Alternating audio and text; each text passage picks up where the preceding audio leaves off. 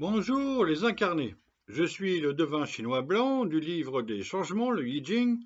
Bienvenue dans l'unité de l'humanité en portrait énergétique où je vous transmets cette connaissance sacrée et vivante.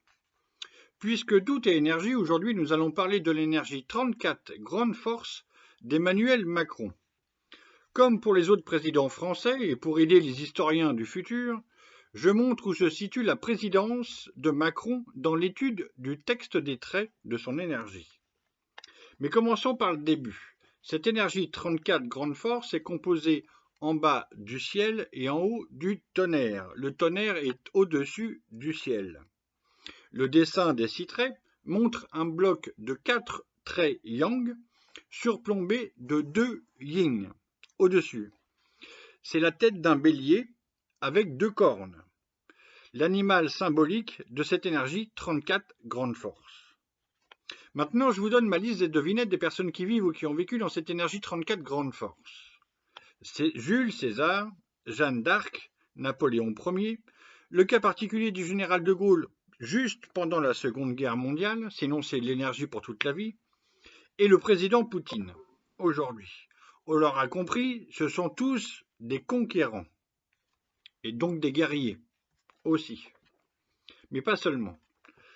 L'étude du texte des traits est l'étude la plus divinatoire. Elle s'exprime en langage symbolique et c'est difficile à déchiffrer. Comme un rêve, il faut l'interpréter, il faut le comprendre, saisir le sens. J'ai appris à faire ça, comme les psys, comme les poètes, etc.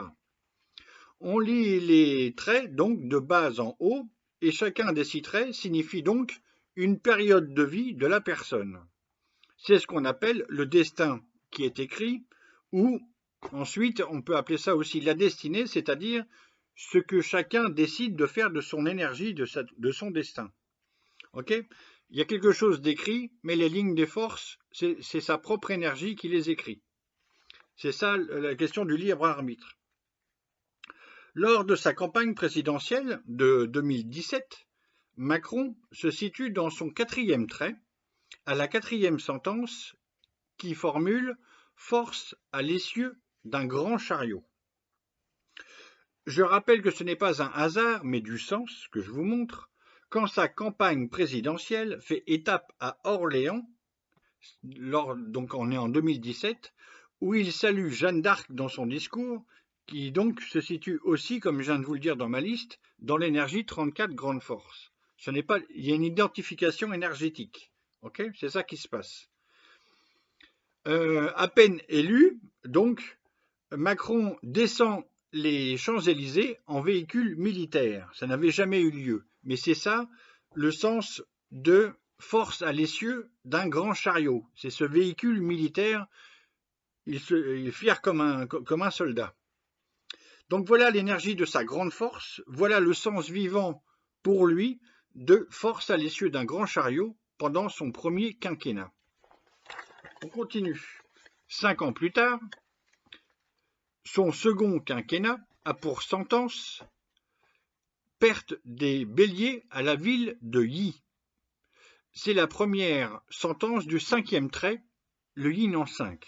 On dit ça comme ça, le yin en 5 pour le jargon du viking. Il s'agit d'une perte du pouvoir réel dont Javary et Faure écrivent que la vigueur combative du bélier n'est pas à sa place à cette ligne souveraine, 5e ligne. Pour Napoléon, cette ville de Yi et cette perte du pouvoir réel, ce fut Moscou, où la campagne de Russie, on le sait, Moscou brûlé par les Russes, la décision trop tardive de rentrer avant l'hiver russe par Napoléon a provoqué la fin de la grande armée napoléonienne. Bon, je ne développe pas, mais c'est ça qui s'est passé. On est censé avoir pris ça. Pour le président Poutine, ce fut l'épisode avec Medvedev président et Poutine Premier ministre. Ils s'inversent les rôles et se réinversent les rôles après. Voilà. Donc voilà pourquoi Javary et Faure écrivent « Il perd le bélier avec facilité ». Merci.